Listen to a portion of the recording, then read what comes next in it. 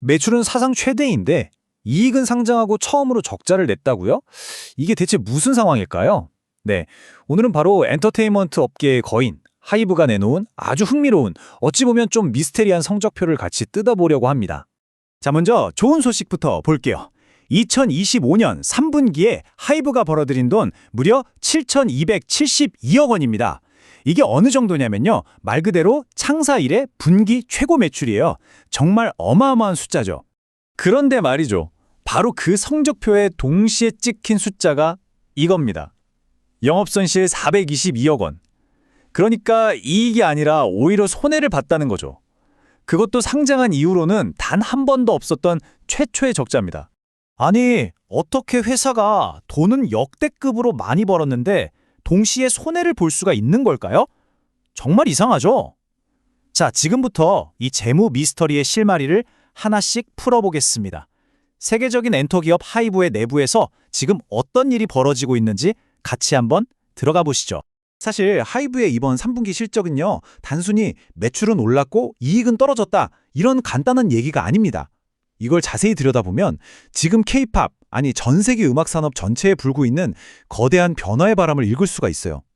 자, 그럼 이 미스터리를 풀려면 가장 먼저 뭘 해야 할까요? 네, 당연히 돈의 흐름부터 쫓아가 봐야겠죠. 도대체 그 어마어마한 매출은 어디서 나왔는지 거기서부터 시작해 보겠습니다. 가장 중요한 포인트는 이겁니다.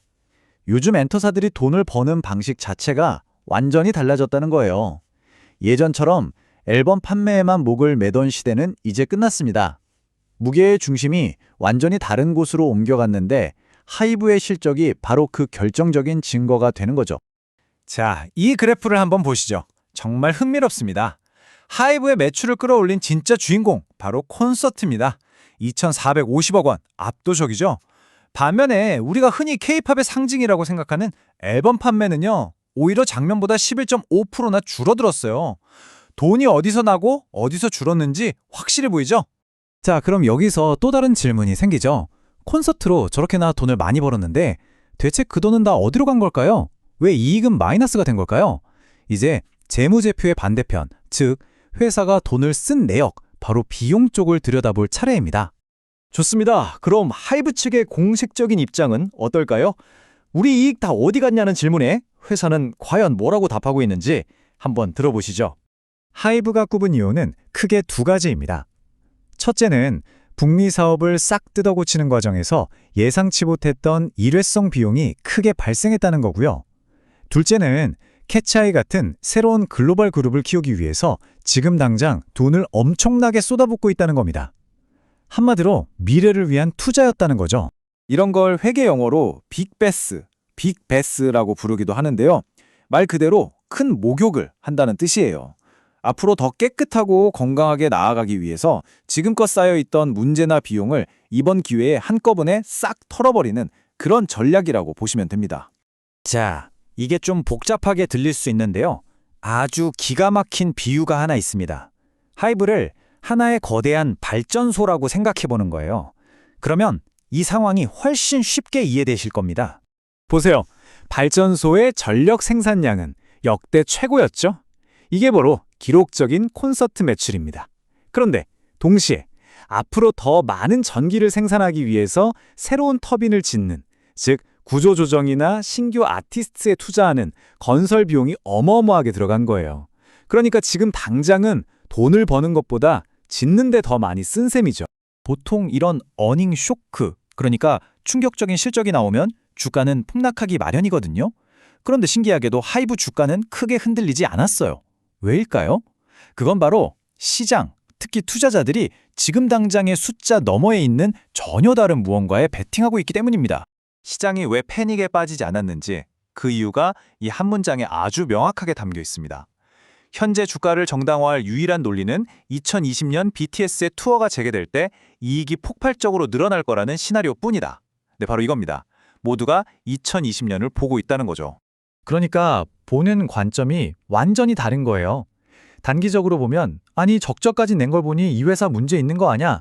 이렇게 생각할 수 있지만 장기적으로 보는 투자자들은 이건 본 게임, 즉 BTS 컴백을 앞두고 집안 정리 한번 싹 하는 거구나. 꼭 필요한 투자네. 이렇게 해석하고 있다는 겁니다. 특히 외국인 투자자들이요. 바로 이 타임라인입니다. 투자자들의 머릿속에 있는 그림은 이거예요. 2025년 3분기 지금 당장 빅베스로 손실을 다 털어내고 재무 상태를 깨끗하게 만든다. 왜? 2026년에 완전체로 돌아올 BTS가 벌어들일 그 막대한 수익을 온전히 담아내기 위해서. 일종의 선, 정리, 후 수학 전략인 셈이죠. 자, 지금까지의 상황을 정리해 봤는데요. 그럼 가장 중요한 건 앞으로 어떻게 될 것인가겠죠? 하이브의 미래를 예측해 볼 수 있는 몇 가지 시나리오와 우리가 뭘 눈여겨봐야 하는지 한번 짚어보겠습니다. 앞으로 하이브의 주가나 실적을 보실 때 딱 이 세 가지만 체크하시면 됩니다. 첫째, 이번에 발생했다는 그 일회성 비용, 정말 다음 분기엔 깨끗하게 사라질까? 둘째, 엄청났던 이 콘서트 매출, 과연 계속 이 수준을 유지할 수 있을까? 그리고 마지막으로 11.5%나 하락한 앨범 판매, 여기서 멈출까 아니면 더 나빠질까? 이 세 가지 질문에 대한 답이 하이브의 미래 방향을 결정하게 될 겁니다. 그래서 이 질문들의 답에 따라 크게 세 가지 미래를 그려볼 수 있습니다. 가장 좋은 시나리오는 비용 문제가 정말 사라지고 BTS 컴백 기대감이 더해지면서 주가가 다시 날아오르는 거겠죠. 중간은 비용은 좀 줄어들지만 매출도 지금 수준에서 정체되는 그냥 그런 상황. 그리고 최악의 시나리오는 일회성이라던 비용이 계속 발생하고 앨범 판매는 더 떨어지는 그런 그림이 될 수도 있겠습니다. 결론적으로 이번 실적이 우리에게 보여준 건 명확합니다. 하이브는 심지어 BTS라는 가장 강력한 카드 없이도 어마어마한 매출을 만들어낼 수 있는 강력한 성장의 엔진을 가지고 있다는 걸 스스로 증명해냈어요. 다만 이제 남은 숙제는 그 좋은 엔진을 가지고 과연 이익을 만들어낼 수 있느냐, 즉 수익 관리 능력을 보여주는 거겠죠. 그래서 마지막으로 우리가 던져야 할 질문은 바로 이겁니다. 하이브는 몸집을 키우는 데는 분명 성공했습니다. 그런데 그 과정에서 정작 돈 버는 방법, 즉 어떻게 수익을 내야 하는지를 잠시 잊어버린 건 아닐까요? 이 질문에 대한 답이 앞으로의 하이브를 보여줄 겁니다. 오늘 분석은 여기까지입니다. 함께해 주셔서 고맙습니다.